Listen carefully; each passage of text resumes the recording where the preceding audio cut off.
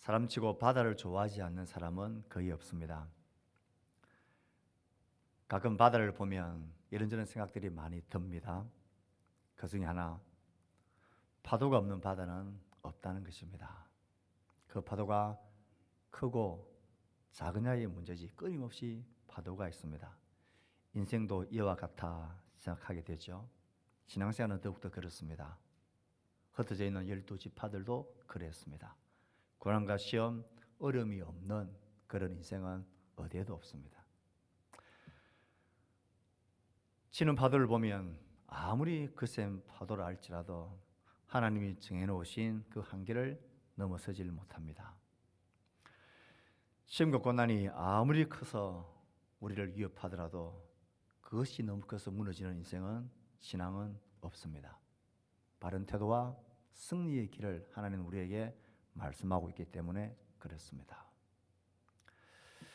어느 마을에 비가 억수같이 몇 날 며칠을 오는 거예요. 많은 사람들이 이 비가 언제쯤 그칠까, 과연 그치기는 할까 두려움과 불안에 휩싸여 있었습니다. 그 마을의 어른을 찾아가서 묻습니다. 비가 언제 그칠까요? 비가 그치기는 할까요? 지금 모두가 이렇게 어려움을 겪는데 이 비가 그치기는 할까요? 그렇게 불안해하는 자들 향하여서 그가 이렇게 당당하고 확신 있게 이야기합니다. 걱정하지 마라. 이 비는 반드시 그친다. 내가 장담하는데 이 비는 반드시 그친다. 아니, 어떻게 그렇게 장담합니까? 무슨 근거로 그렇게 말씀하십니까? 내가 이때껏 살아오면서 그치지 않는 비를 본 적이 없다. 이 비는 반드시 그친다. 신앙생활을 하면서 우리에게 오는 여러 가지 도전과 어려움들이 우리를 힘겹게 하고 약하게 만들고 두렵게 만들지만 이 모든 환난과 고난은 반드시 그칩니다. 끝이 납니다. 끝나지 않는 시험, 우리가 감당할 수 없는 시험 당함을 하나님은 허락지 않으십니다. 감당할 힘을 주신다 하셨습니다. 지금 야고보는 흩어져 있는 12지파라 자기의 사랑하는 성도를 부르면서 너희들이 각자 흩어진 곳에서 끊임없는 파도같이 그치지 않을 것 같은 비 같은 이런 고난과 시험을 당할 때에 어떻게 해야 하느냐, 어떤 태도로 시험을 바라보아야 하고 어떻게 그 시험을 이길 것인가를 구체적인 예를 들면서 설명을 해갖고 우린 이제 그 야고보서의 마지막 정거장에 와 있습니다. 34번의 설교를 야고보를 해왔습니다. 이제 그 마지막 장면을 우리는 살피려고 합니다. 야고보는 그의 편지 마지막에서 시험을 대하는 바른 태도와 함께 시험을 이기는 승리의 길 두 가지를 말하고 있습니다. 시험을 이기는 첫 번째 길은 하나님의 지혜의 말씀을 잘 듣고 행하는 것입니다. 스스로의 지혜와 힘을 의지하며 맹세하며 자신 있게 사는 것이 아니라 하나님의 말씀을 듣기를 빨리하고 그 지혜의 말씀을 붙들고 살 때에 이긴다 그랬습니다. 또 한 가지의 길은 무엇이었습니까? 하나님께 믿음의 기도를 드리는 것입니다. 믿음의 기도라는 게 무엇이고 간구하고 역사하는 힘이 큰 의인의 기도는 어떤 것이었습니까? 교회의 장로들을 청하라 그랬습니다. 왜요? 그들은 하나님의 뜻과 말씀을 따라서 이 모든 일을 분별할 수 있고 그 말씀을 따라서 기도할 수 있는 자들이기 때문에 그렇습니다. 믿음의 기도는 하나님의 말씀을 따라 드리는 기도, 그것이 의인의 기도요 역사하는 힘이 큰 기도라 그랬습니다. 그리고 이 편지를 마치면서 그는 한 번 더 마음이 안타까웠던지 똑같은 주제를 엘리야를 예를 들어서 그들에게 설명합니다. 믿음의 기도, 시험을 이기는 의인의 기도, 역사하는 힘이 큰 기도를 말했는데 한 번 더 다짐하듯이 엘리야를 그들에게 소환시킵니다. 엘리야는 위대한 선지자입니다. 이스라엘 백성들이라면 모르는 사람이 없는 위대한 기도의 응답을 경험한 불의 선지자 엘리야입니다. 그가 마지막으로 한 번 더 강조하듯이 이 엘리야 선지자를 그들에게 딱 내세우면서 믿음의 기도가 어떤 것인지, 의인의 기도가 어떤 것인지, 시험을 이기는 역사가 있는 기도가 어떤 것인가를 너희들 잊지 말아라고 마지막으로 강조합니다. 17절 말씀을 읽습니다. 시작. 엘리야는 우리의 성정이 같은 사람이로되 간절히 기도한즉 3년 6개월 동안 땅에 비가 오지 아니하고, 엘리야를 이야기할 때에 가장 먼저 언급하는 것이 그는 우리와 성정이 같은 사람이다. 이것을 제일 앞에 먼저 이야기합니다. 왜냐하면 엘리야 하면 그 위대한 선지자, 위대한 능력의 선지자, 위대한 기도의 역사가 있었던 선지자, 엘리야 자신에게 뭔가 초점이 맞춰지고 그 엘리야가 우리와는 다르게 위대한 그런 특징이 있고 위대한 열정이 있고 위대한 믿음이 있었다라고 생각하기 쉽기 때문에 그게 아니라고 먼저 말하고 싶은 것입니다. 우리와 성정이 같은 사람이다라는 말은 우리와 다를 것이 없는 똑같은 본성을 가진 사람이다라는 것입니다. 똑같이 어려운 일 당하면 힘들고 불안하고 포기하고 싶고 갈 바를 몰라서 헤매고 인내하고 참는 것이 너무 어렵고, 그래서 엘리야는 차라리 나를 죽여서 하나님께 데려가 달라고 그렇게 말할 만큼 우리와 똑같이 연약한 자다라는 것을 먼저 이야기합니다. 왜요? 의인의 역사, 기도 응답의 놀라운 역사는 기도자의 능력과 혹은 영역이나 특출함에 달려있는 게 아니라는 것을, 너희들 그것을 그렇게 오해하고 지레짐작 우리와는 종류가 다른 사람이기 때문에 그렇지 라면서 판단하지 말라는 것입니다. 엘리야는 우리와 똑같은 본성을 가진 연약한 사람이었다. 이것을 너희들 먼저 기억하고 그의 기도가 어떻게 해서 의인의 기도, 믿음의 기도가 될 수 있는지를 들으라는 것입니다. 자, 엘리야는 오늘 말씀 속에 두 가지를 기도합니다. 가장 먼저 엘리야가 기도하고 있는 첫 번째 기도는 뭐라고 되어져 있습니까? 그가 비가 오지 않기를 간절히 기도한 자, 3년 6개월 동안 땅에 비가 오지 아니하고, 그는 비가 3년 6개월 동안 그치기를 간절히 기도했습니다. 3년 6개월 동안에 그 땅에 비가 오지 않는다는 것은 재앙 중에 재앙입니다. 지금과 같이 저수지라든지 관계수로가 시설이 발달되어 있는 땅이 아니었고, 특별히 이스라엘 땅은 이른 비와 늦은 비가 제때 내리지 아니하면, 한 번만이라도 비가 내리지 아니하면 그 해의 농사를 다 망치는 땅입니다. 그런 땅에 3년 6개월 동안 비도 이슬도 내리지 않기를 간절히 기도했다는 것은 이 땅 망하게 해달라는 기도입니다. 이 땅이 정말 지옥이 될 만큼 처참하게 망가지게 해달라는 기도를 그가 간절히 하고 있다는 것입니다. 3년 6개월 동안 비가 없으면 4년 동안 소출이 없었다는 것입니다. 짐승도 사람도 모든 밭도 채소도 다 말라버리는 심각한 재앙을 이 땅에 내려달라고, 그것도 간절히 기도하고 있습니다. 우리는 이것을 의아스럽게 생각해야 됩니다. 왜 그가 이런 무지막지한 이 저주의 기도를, 남의 땅, 대적의 땅도 아니고 자기의 땅, 자기의 조국에 이 저주를 내려달라고 기도하고 있을까 하는 것입니다. 우리는 그 배경을 조금 알고 있습니다. 엘리야가 사역했던 그 시대 북이스라엘은 영적으로 처참한 시대였습니다.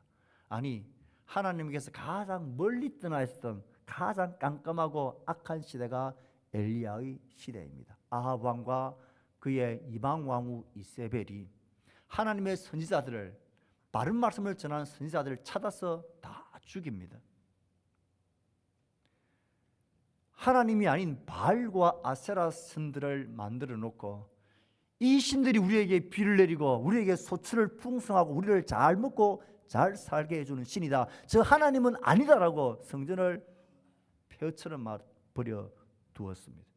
그 말을 듣고 이 선지자들과 모든 백성들이 바알과 아세라를 하나님으로 섬기는, 우리의 삶의 주관자로 섬기는, 하나님에게서 멀리 떠나 있었던, 그러면서 잘 먹고 잘 사는 일에 혈안이 되어서 살아가던 시대입니다.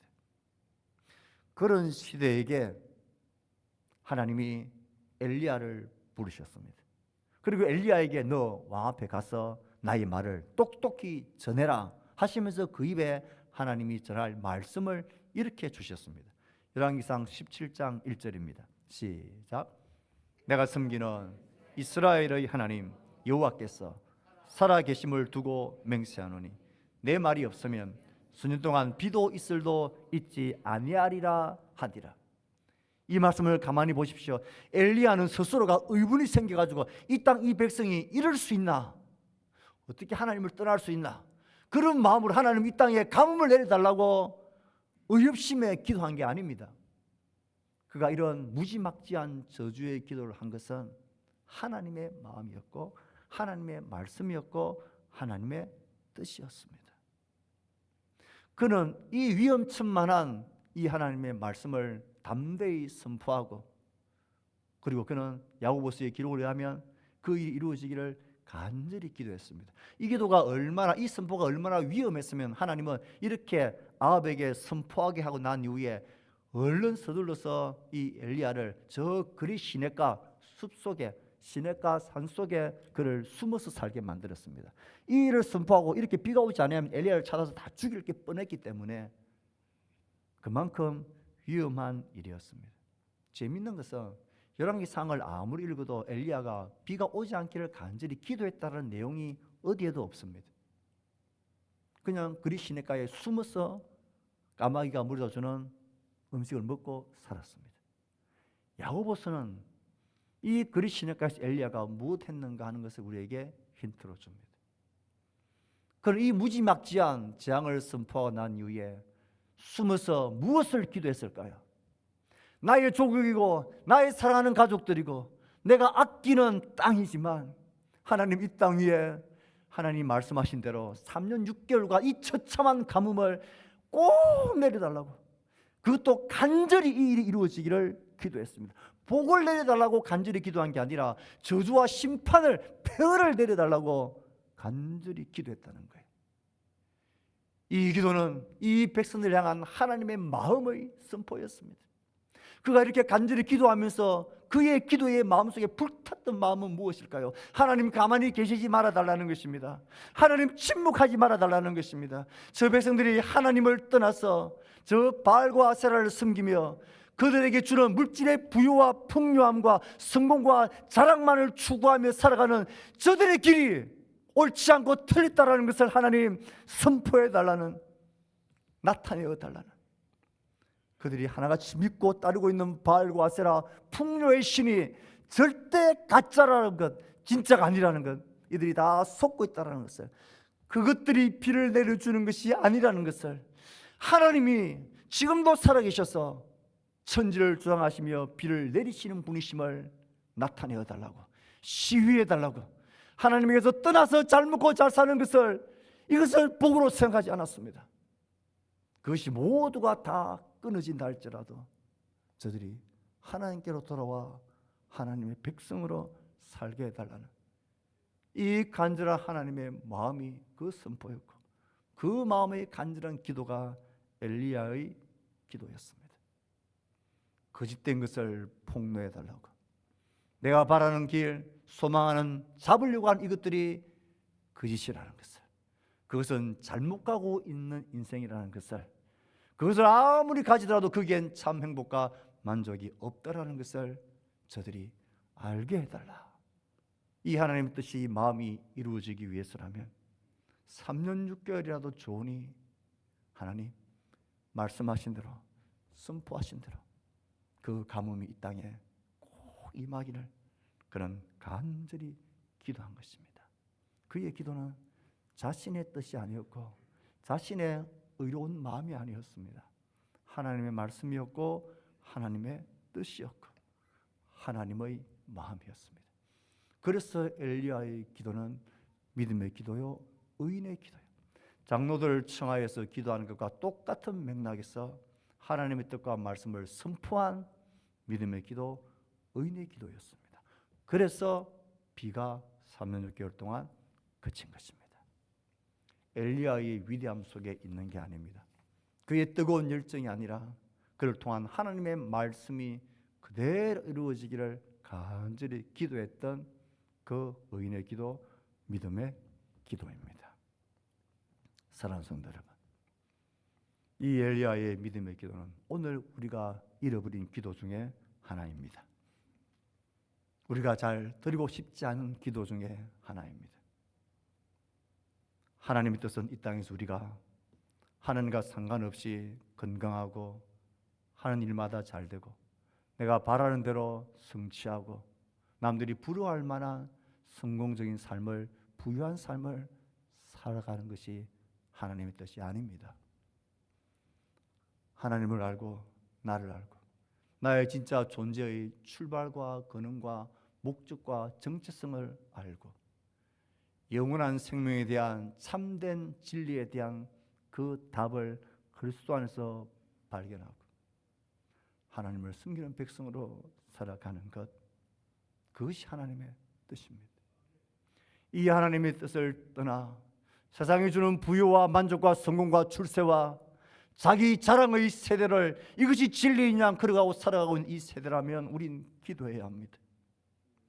나의 가족이든 나의 사랑하는 지인이든 동료든 친구이든 나의 오이코스이든 기도해야 합니다. 하나님, 저들의 삶에도 이 가뭄이 임하여야 하겠습니다. 그렇게 되었더라도 저들이 가고 있는 길이 지금 틀렸다라는 것을, 그곳엔 참된 만족과 쉼과 영생이 없다라는 것을, 그들이 믿고 있는 것이 다 거짓이라는 것을, 허망한 것이라는 것을 그들이 알게 해달라고. 그렇기 위해서라면 함께 힘겹고 지켜보는 마음이 고통스럽고 아프고 괴롭지라도 그 인내의 길을 함께 걸어가야 한다 할지라도 3년 6개월간, 아니 그 이상의 가뭄이라도 하나님 허락해 달라고. 그래서 하나님의 뜻이 이루어지게 해달라는 그 기도가 믿음의 기도요, 엘리야의 기도, 의인의 기도요, 역사하는 힘이 큰 믿음의 기도입니다. 이 기도는 겟세마네 동산에서 주님이 드린 주님의 기도입니다. 그 고난의 잔을 하나님 뜻을 이루기 위해서라면 내가 마시게 해주십시오. 아버지의 뜻이 내 뜻이 되고 아버지의 마음이 내 뜻이 되게 해주십시오.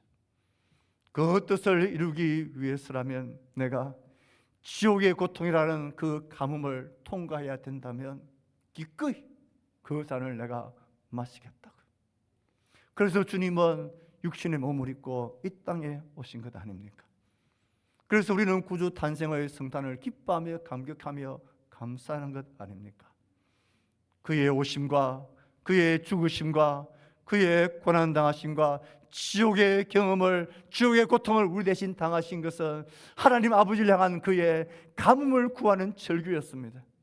하나님 아버지, 내가 이 가뭄을 고통하더라도, 이 지옥의 고통을 내가 당하더라도 주의 뜻이 이루어지기 위한 것이라면, 저들이 하나님에게로 돌아올 수 있다면, 저들에게 살 길이 열릴 수 있다면, 저들에게 복음의 길이 열릴 수 있는 길이라면 이 가뭄을, 이 고통을, 이 잔을 내가 마시게 해달라는 그 기도였죠. 그 결과 우리는 생명으로 살아가는 자가 되었습니다. 그 결과 우리에겐 영광의 날을 소망하며 살아가는 자가 되었습니다. 모두가 추구하고 목적하는 그 부유함과 성공과 경제력의 그 든든함과 안정감을 추구하며 섬기는 자들이 아니라 이 하나님을 섬기며 그의 백성으로 사는 것을 기뻐하고 즐거워하는 다른 종족으로 사는 자들이 되었습니다. 만에 하나 우리의 이 오이코스들이, 우리의 다음 세대와 우리의 자녀들이, 내가 살아가는 그 영혼들이 세상의 부유와 성공과 실패는 한 번도 경험해보지 못한 그런 자들이라면 어쩌면 하나님은 우리의 마음속에 그들에게 3년 6개월의 가뭄이 임하기를 왜 넌 기도하지 않느냐 물으시는지 모릅니다. 정말 너 그렇게 했어라도 그 영혼들이 죽게로 돌아오고 진짜 살게 되는 그날을 너 정말 원하느냐 우리에게 물으십니다. 그런 고통 속에 같이 떨어지고 인내의 한숨을 같이 견디어 살더라도 너 정말 그렇게 되기를 원하느냐 물으십니다. 무엇이 의인의 기도, 믿음의 기도입니까? 아픔과 고통을 같이 견뎌내야 하지만 하나님의 뜻이 이루어지기를 구하는 그 기도입니다.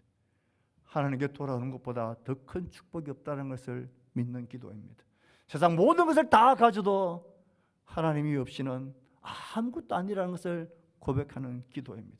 세상 모든 것을 다 주어도 바꿀 수 없는, 비교할 수 없는 기쁨이 하나님 아버지라는 이 고백이 우리의 믿음의 기도를 역사가 하는 힘이 큰 기도로 바꿔줍니다. 시험을 이기는 기도는 이런 믿음의 기도에 달려 있습니다.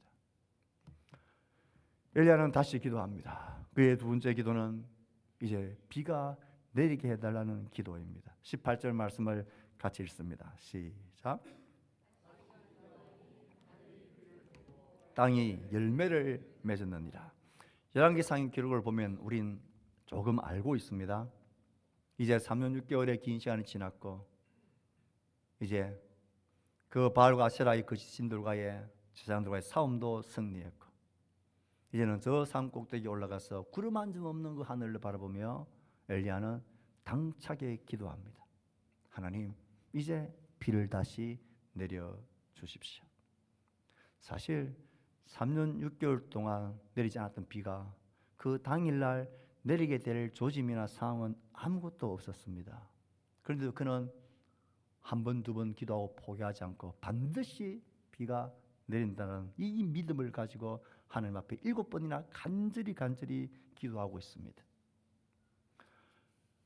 그렇다면 비가 다시 내린 것은 엘리야의 간절한 끈기 있는 기도 때문이었습니까? 그는 이제는 비가 와야 된다는 확신에 찬 기도였습니까? 그가 이렇게 끊임없이 끝까지 믿음으로 기도할 수 있었던 그 근거는 도대체 무엇입니까? 엘리야의 위대한 열정이나 그의 위대한 믿음의 결단에 있었습니까? 그렇지 않습니다.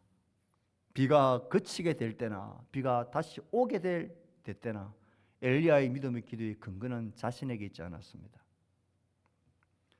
왕상 18장 1절을 봅니다. 시작. 많은 날이 지나고 제3년에 여호와의 말씀이 엘리야에게 임하여 이르시되 너는 가서 아합에게 보이라. 내가 비를 지면에 내리리라. 그가 붙든 것은 이거밖에 없습니다. 내가 지면에 비를 내리리라. 하나님, 비가 내릴 만한 징조가 아무것도 없는데요, 내가 지면에 비를 내리리라. 그럼 이 말씀 하나 붙들고 그 왕 앞에 당당하게 외칩니다. 이제 비가 있을 것입니다. 사실 3년 전에 비가 그칠 거다라고 말하고 그리 시냇가에서 숨어 있을 때에 그가 간절히 기도한 것은 편하지 않는 기도입니다. 당장 그 결과가 드러나지 않는 기도입니다. 그런데 지금은 다릅니다. 지금은 이 싸움에서 승리하고 난 이후에 그는 공개적으로 이제 비가 내릴 거라고, 이제 다시 이 땅에 비가 내릴 거라고 선포했습니다. 공개된 장소에서 많은 사람들에게 선포했고 이 비 내림은 당장 결과가 드러나는 그런 기도입니다. 그러니 훨씬 마음이 간당간당한 기도일 수 있습니다. 이쯤 되면 하나님은 어떻게 해야 합니까? 엘리야가 하나님 이제 다 공개된 상태고 이제 비가 안 오는 것은 시간이 걸리지만 비가 내리는 것은 지금 당장 그 결과가 나타나는 기도인데 이 하나님 어떻게 하실랍니까? 하나님 말씀하신 대로 비를 내려 주십시오 하면 한 번만에 비가 내려야 정상 아닙니까? 그런데 하나님은 6번까지 간절히 기도했지만 아무런 징조가 보이지 않았습니다. 7번째 기도하니까 손바닥만한 구름이 저 하늘에 떠오는 것, 그것밖에 없었습니다. 그가 이 손바닥만한 구름 이 하나 보기 위해서 7번을 포기하지 않고 끝까지 기도하는 이런 믿음의 기도를, 포기하지 않는 기도를 드릴 수 있게 된 것은 무엇 때문입니까? 3년 6개월이란 긴 시간 동안 가뭄을 한개 겪으면서 도망다니면서 그래 시냇가에서 까마귀가 날아오는 그 음식을 먹으면서 그 시냇물이 마르자 저 과부의 집에 가서 먹고 죽을 것도 없는 그 집에 가서 하나님이 아무것도 없는 병에서 기름과 가루를 만드시는 창조의 하나님의 능력을 보았습니다. 갈멜산에서는 불이 내리는 하나님을 보았습니다. 이 긴 시간에 이 믿음의 시련들이 엘리야를 연단시킵니다. 그의 말씀이면 끝. 하나님의 말씀이 내 삶의 결론이다. 내가 비를 지면에 내리를 하면 끝입니다. 그래서 말씀하신 하나님은 그 말씀하신 대로 반드시 이루시는 분이라는 이 믿음을 가지고 이 말씀 하나 붙들고 그는 7번을 기도한 것입니다. 하나님이 그렇게 그를 연단시켰었습니다. 긴 시간, 고난과 시험의 시간은 버리는 시간이 아닙니다. 우리의 삶에도 크고 작은 시련의 시간들을 또 견디며 하나님 말씀 붙들고 기도하며 견뎌나가는 그 시간들은 우리를 위대하게 빚는 연단의 시간입니다. 결코 아무 의미 없는 헛된 시간은 없습니다. 엘리야는 그런 시간을 통하여 하나님 앞에 이 절체절명의 순간에도 포기하지 않고 낙담하지 않고 하나님이 반드시 비를 내리실 것이다. 7번이 아니면 700번을 기도했어도 하나님은 말씀하신 대로 그 일을 행하시는 분이다라는 이 말씀을 붙드는 기도를 그는 하나님 앞에 드릴 수 있었습니다. 믿음의 기도는 나의 결심과 나의 의지가 아닙니다. 말씀하신 하나님 그 말씀을 붙드는 그것이 믿음입니다. 그 말씀을 붙들어서 비가 없을 것이다. 죽음의 앞에서도 그렇게 말하고 공개된 장소에서도 반드시 비가 올 거다. 그 손바닥만한 구름 하나 보고는 큰 비가 있을 것이라 말하며 빨리 내려가라 말했고 경험하지 못해 3년 6개월 동안 내리지 않았던 비가 한순간 내리듯이 비가 퍼붓기 시작하는 역사가 일어납니다. 믿음의 기도는 기도자의 능력에 달린 게 아닙니다. 우리가 기도하는 것은 하나님의 말씀에 붙들린 기도입니다. 그 뜻을 구하는 기도입니다. 그것이 믿음의 기도입니다. 지금 야고보는 이들이 너무나 잘하는 엘리야의 기도를 말하고 있는 것이 믿음의 기도는 기도하는 자에 달린 게 아니라 그 기도를 하게 만드는 하나님의 말씀이 우리를 기도하게 만들고 우리를 신실하게 빚어왔던 연단하셨던 하나님에 대한 우리의 신뢰가 이 기도를 능력 있는 기도로 만든다. 그러니 너희들 시험을 당할 때에 두려워하지 말고 좌절하지 말고 하나님의 말씀을 붙들고 믿음의 기도를 엘리야와 같이 드려라. 그러면 승리한다. 이게 야고보가 마지막으로 말하고 싶은 결론 중에 결론입니다. 그리고는 이 결론을 가지고 지금 너희들 앞에 있는 당장 기도해야 될 게 뭐냐? 19절 20절입니다. 같이 읽습니다. 시작. 내 형제들아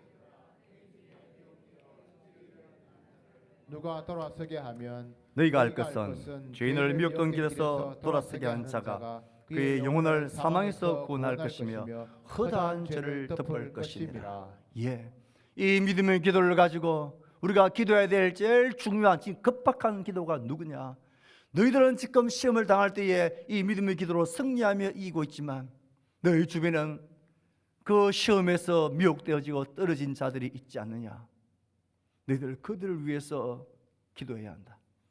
믿음의 기도, 의인의 기도, 공동체의 기도는 그 영혼들을 주께로 돌아오게 만들고 죄를 용서받게 만들고 구원 얻게 만드는 능력이 있는 기도이다.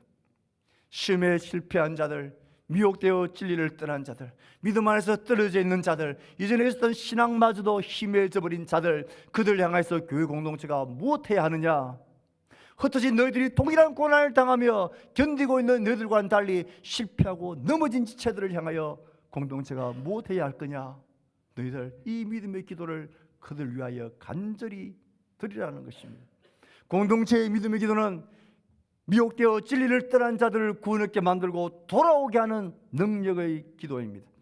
이런 한 사람이 감당할 수 없는 일이기에 너희는 기도하라고 공동체에게 이 기도를 맡겼습니다. 지금 우리가 믿음의 기도를 드려야 할 것도 이것입니다. 내가 아는 지인들 중에 장기 결석자들, 신앙에서 떨어진 자들, 미혹되어 진리에서 떨어져 있는 자들, 하나님께서 지금 멀리 있는 자들, 몸은 교회에 와 있지만 그 믿음과 신앙은 하나님께서 멀리 있는 우리의 자녀들과 다음 세대들, 내 소중한 사람들의 그 영혼을 위해서 우리가 지금 해야 될 일이 무엇일까요? 야고보가 마지막 그들에게 결론하며 이 영혼들을 내가 너희들에게 부탁한다. 너희들의 영혼을 살게 했던, 승리하게 만들었던 그 믿음의 기도를, 그 힘을 가지고 이들을 위하여 기도하라고. 이 기도가 그들을 살린다고. 영혼구원의 기적은 기도로부터 시작되어진다고. 기도의 후회를 남기지 않는 공동체가 되라고 우리에게 도전합니다. 이제 우리는 야고보서의 총결론에 도착했습니다. 시험이 우리에겐 없을 수 없습니다.